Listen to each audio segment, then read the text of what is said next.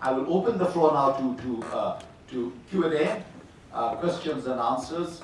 We have roughly about 20 minutes or so. Short questions, short remarks, identify yourself, and then I'll give the floor one by one to these speakers to respond.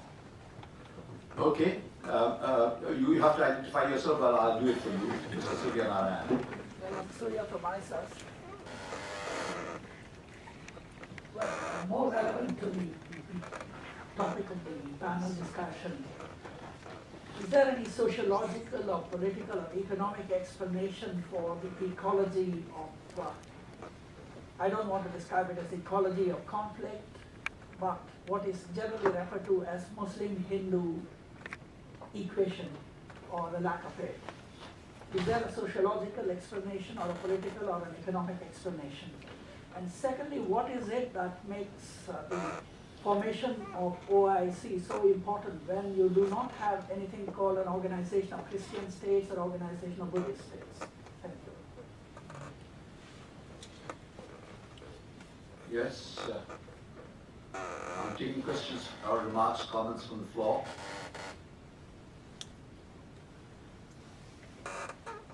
Surely, yeah, of course.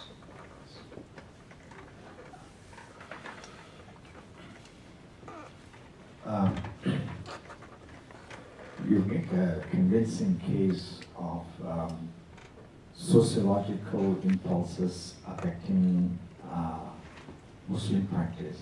But is it also the case that ideological or religious impulses that affect social practice? Isn't that an interplay of both forces at work?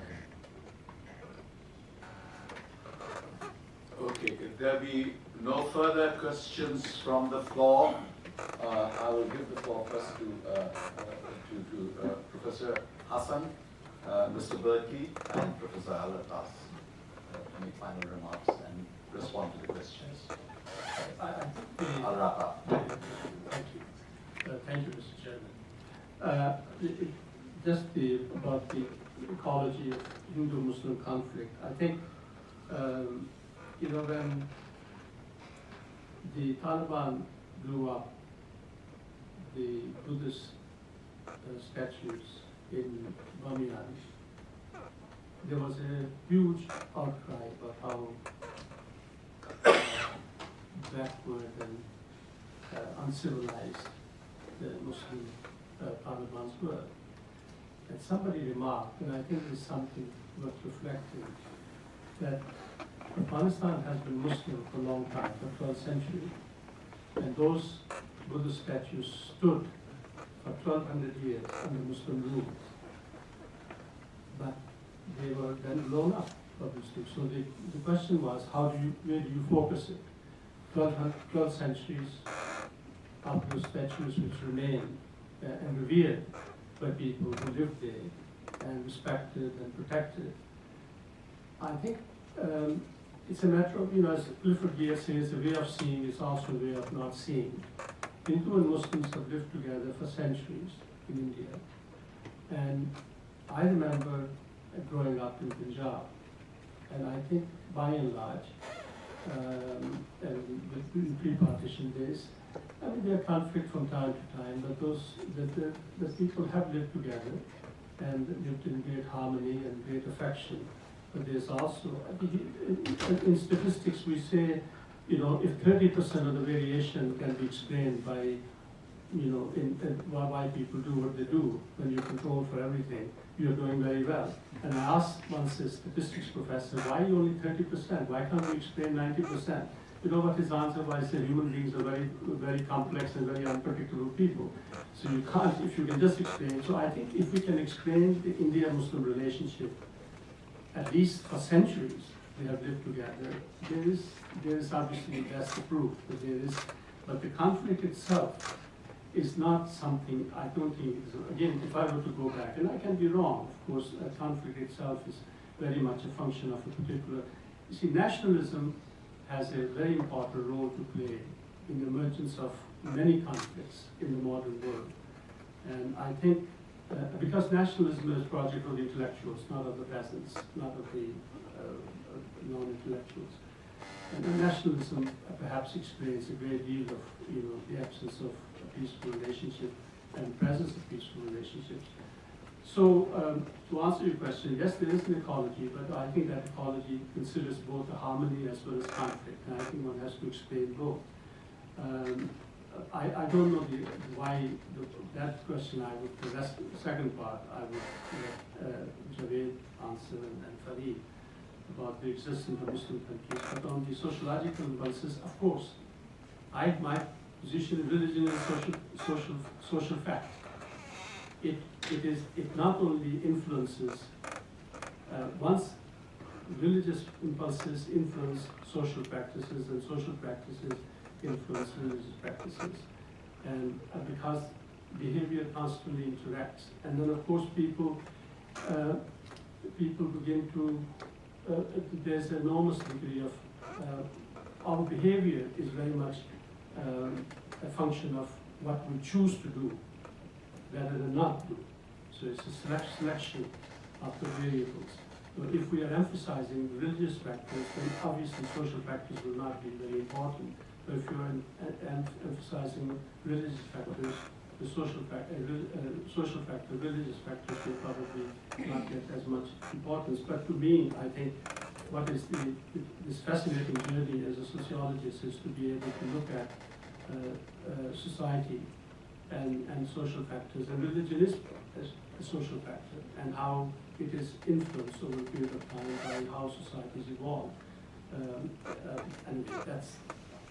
Thank you, Mr. Bashir. The question that you asked, Surya, is a very important one, has been asked for decades.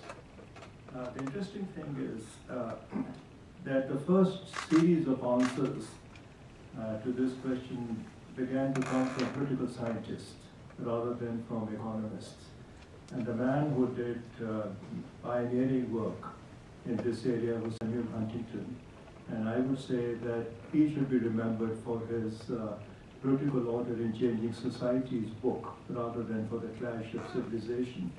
And the point he was making is that when there is feeling of relative deprivation, it leads to sometimes violence, but certainly leads to a desire to exit the system that is not being fair to the people who are part of the system.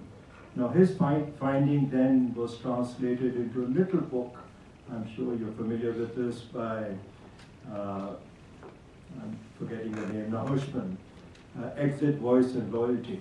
And he said people who are deprived either exit or they raise their voice. Currently, a remarkable piece of work has just come out. It is Why Nations Fail by Acemoglu, the Turkish economist, and Robinson, an American political scientist. What they are saying is extremely relevant as an answer to your question. What they're saying is that those who feel deprived feel deprived even more when economic inequality, on top of it comes political inequality.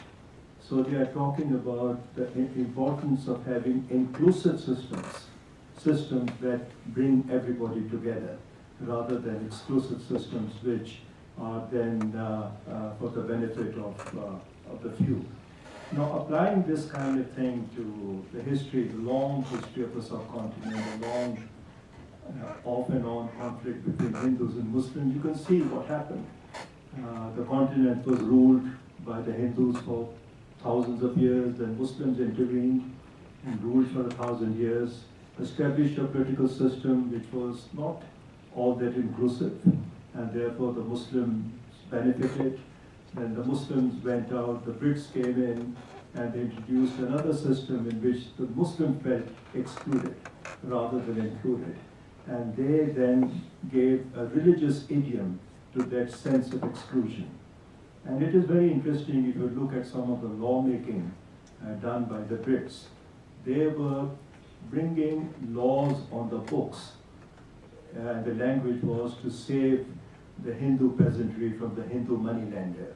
So the way they dealt with that problem exacerbated the situation rather than lead to the evolution of a political order in which both societies would not feel that they were being hurt. I am currently worried, and this is a point that Riaz has been making to me, about the situation in our both countries at this point. The Muslims are doing poorly in India.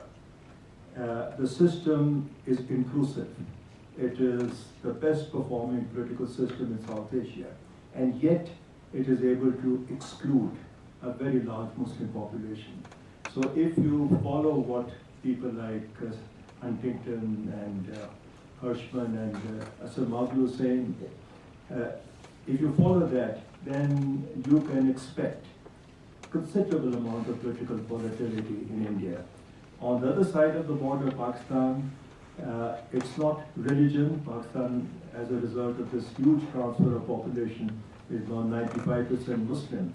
But their exclusion is by the rich of the poor. And I think we will, unless the present government and elections and so on can begin to address that problem, we will see not religious violence, but social and economic violence because of this. So you have to see Hindu-Muslim context, not in the context of religion, but in the context of wider ecological factors which include economic deprivation, social absence of social privileges and so on. Thank you, Professor Riaz. I think there were two issues I think that were raised. Regarding the, I think you asked about the OIC. Why is there an OIC and not an equivalent organization for other religions? Well, I think all religions actually do have, organizations that are multinational and which encompass the transnational. You have, among the Christians, you have, World Council of Churches. You have Vatican, for example. You have, the Catholic Church, which you don't have the equivalent for Muslims. But the Muslims happen to have one which is organized along the lines of nation states. So of course there are specific reasons why this happened. I think the fact that politics and religion are more closely aligned in Islam, it makes sense. It makes sense to us that they would conceive of a grouping that was along the lines of nation states. But let's also realize that it's one of the most incompetent groupings that have that we have ever seen. They're not able to do much. The standard joke about them is that all they can do is to say, "Oh, I see," not do anything about the real problems in their respective societies. But I think it's true that all religions do have a sense of social and cultural cohesion across nation states, but they may form different kinds of organizations that reflect that sense of cohesion. Regarding the Hindu-Muslim problem, I think when we have interreligious conflicts and we have intra-religious conflicts, it's very common for people to explain these away by saying that they are not about religion, they are about politics and other factors. Well, certainly there is the larger context, which is political, especially when we talk about Hindu-Muslim conflict, Sunni-Shia conflict more recently. But that does not mean that there aren't any religious factors, that religious factors are not important. I think if we look at conflict between or within religions, we will find that while there is a political context, there at the level of the people who are actually in conflict with one another, the person, the Sunni who explodes himself in front of or in a Shiite mosque, right? Or a Hindu who brandishes a knife and kills or injures Muslims. at that level, they're not thinking of political factors. They have certain prejudices, certain stereotypical views about the other. And we will find, if we study these things, we will find that these prejudices, these stereotypical views, have been in those societies for centuries. They're not new. But obviously it is the political and social factors that explain why people act at a certain point in time based on those stereotypes, based on those prejudices. For example, we study Al-Biruni. Al-Biruni was an 11th century Muslim scholar. He spent 13 years in India studying the religions of India. The reason why he embarked on this study, he explains in his work, in order to correct the misconceptions that Muslims had of Indian religions. He was talking about Shaivism, Vaishnavism, Brahmanism, and so on. He wanted to correct those misconceptions. And if you read about the misconceptions that he claims that Muslims had, they are the same misconceptions that people have today. So things haven't changed in terms of stereotypical views and prejudices.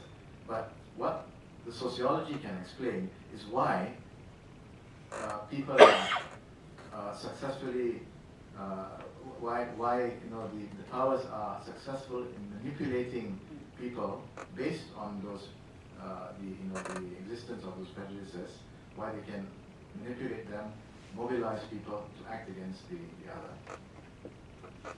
Thank you. Thank you very much. Just one point I'd like to make before I wrap up finally is the point about the OIC that you raised.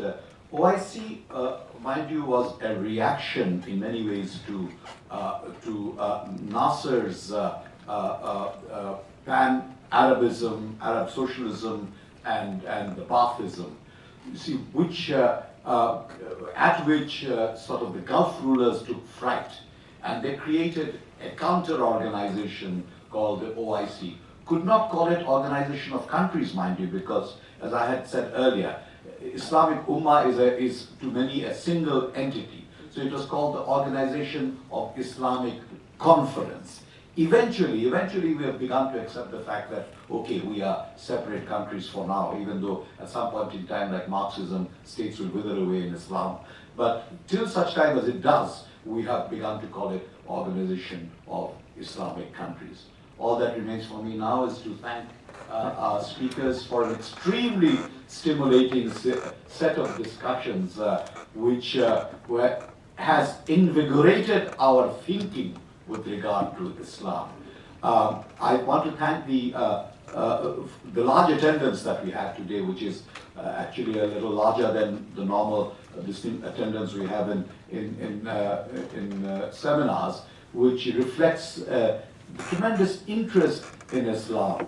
And the fact that not too many questions were asked is also reflects that people are absorbing rather than asking. And this is the stage at which we are at.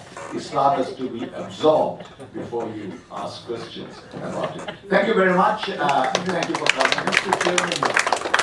This is why you're a diplomat. Your prayers, sir. Yeah, thank you very much. You're probably the only one without this mic.